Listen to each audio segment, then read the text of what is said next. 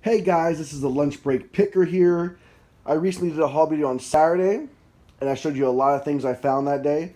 Now I'm going to do one for Sunday. And on Sunday I have a half off coupon I always use at this one in particular thrift chain in our area. They always got great stuff, and when you get half off, it's, you get things $2 and $3. And they've also chosen about 3 or 4 very rare items that are kind of bolos to be on the lookout for. Um, that are very unique, and they amazed me when I found them.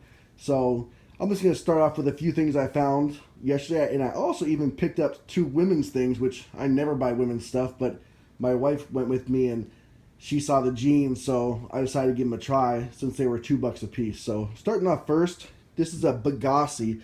I don't see many people talk about this brand. It's a brand that's sold at Nordstrom Rack, regular Nordstroms.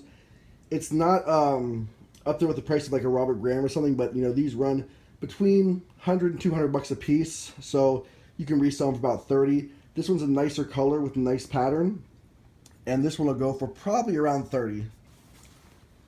The next thing I found yesterday was a Robert Graham. It's actually embroidered. That's actually embroidered there. This is a size, let me see here. It's a size large. Now these don't have the big numbers they used to, but if it's embroidered, a little bit of a crazy design, you're still looking at probably $40 to $60. I shoot a little higher, but I usually accept offers that are a little bit lower than that. Next up is a rare item. This is a Kennington. Now this is a Hawaiian brand. The Hawaiian shirts actually don't sell that well, but these vintage shirts sell really well, and for about $40 to $60. They're very thin, and if you find one like this is actually a Disney one. So you'll see Mickey and Minnie Mouse on the back. Let me show you that. You got Mickey Mouse, Bambi, Goofy. I mean, this is just an awesome find. When I saw this, I just basically almost fell over in the store. If it fit me, I'd keep it for myself. Next up is just a Brooks Brothers with the logo. Like I said, don't always pick up Brooks Brothers. The only 2 things in Brooks Brothers I usually pick up are the ones with the logo and also the non-iron slim fits, if it's a good pattern. There's so many of those non-iron slim fits out there that they actually really don't sell very fast. You sell them for a while. Next up, I found this yesterday, and this is probably the best item in here. Like I said in my previous video, I do well with bicycle jerseys. So when I saw this one, it was $2 to get half off for $1. I picked it up. Then I went home and did a little research on it. This is a jersey that's a Radio Shack Live Strong by Nike. It's a double XL.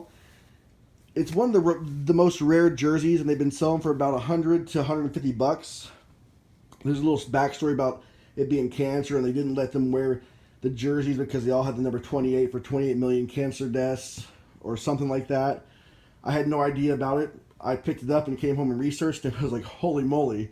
So that's just an awesome find. It was $1. I should get at least 100 on it. Hopefully, 120, 130. The next item is something that a lot of people know about, but then they don't know about this part of it. Now this is a Gitman Brothers. And not only is it a Gitman Brothers, it's a Gitman Brothers vintage. Regular Gitman Brothers shirts sell from $20 to $30. They're still great shirts, all mostly made in the USA. But if it has that little vintage symbol, you're gonna get between 50 to almost 100 for it. I don't know if these are the more newer ones or what they are, but the Gitman Brothers with the vintage tag, be on the lookout. The next few things I got were these lots. And the reason I put them in lots because they were weird sizes, but just 2 Bills khakis, size mediums.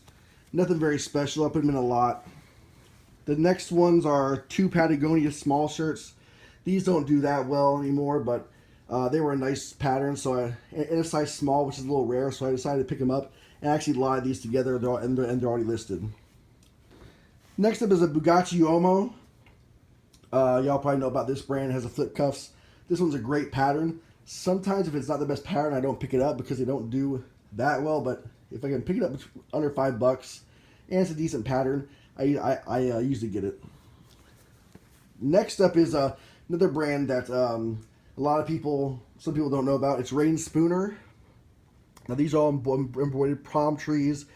It's a really nice shirt. Rain Spooner makes Hawaiian shirts, and the best Rain Spooners are actually the ones that are themed with a college or a football team. Some of those can go for $100. This is a basic one, probably $30 on it. And the next one I've never seen in any haul videos, probably because they don't live in Texas, but this is a huge Western brand, very comparable to Cinch. If you see it, pick it up. There's a lot of buyers out there. It's called an Ariat. Ariat Pro Series shirts. They're like bull riding shirts, just like the Cinch Western shirts are. You'll get $29, $30 for these, especially this one since it's a 2XL. So keep your eye out for Ariat. The symbol looks like right there. If you find the boots as well, they're very good. Next up is just a regular solid black Tommy Bahama. The reason I picked this guy up was it was like mint condition. Plus it's a 3XB, so odd size. I've got this listed up for $44. Should go pretty fast with that size. One more Tommy Bahama, regular original fit. This is actually one of the more of the recent ones. So, great pattern, 100% silk. If you see a Tommy Bahama with 100% silk, pick it up. It's going to sell. I would advise against picking up mediums. For some reason, mediums sit forever. I sell small, large, extra large, whatever size, but mediums take forever. Next up, we're pretty cool finds. These are actually Orvis pants. So I don't do a lot with pants, but when I find a good pair, I'll pick it up. These are actually leather trim corduroys.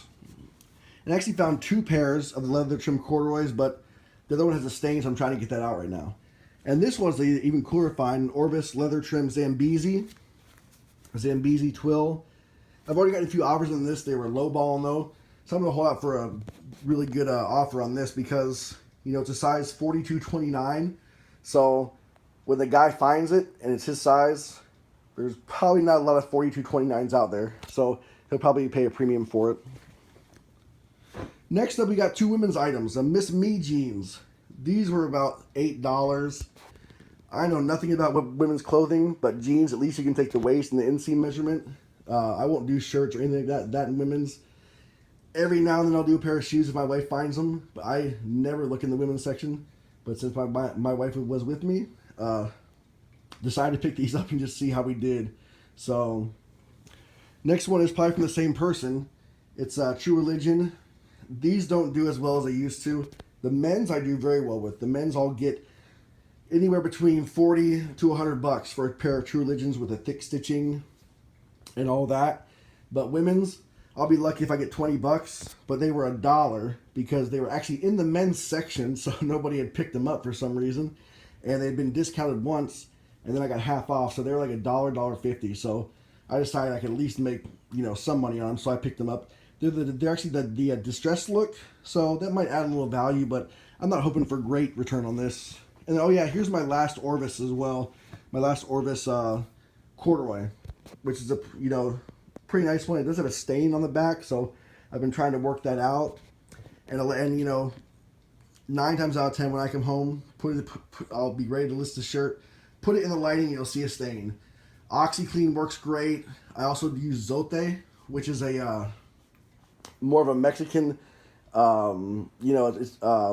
imported soap. Works real well, scrubbing stains out and things. If I can't get it out, I'll put it in my junk pile, or 9 times out of 10, if it's not that bad, I'll just notate it in the listing. So that was basically my haul for Sunday. I'll try to do at least 1 or 2 hauls what I picked up on my lunch break this week at my day job. Y'all have a great weekend, and hopefully your Labor Day sales were good. So happy picking to you.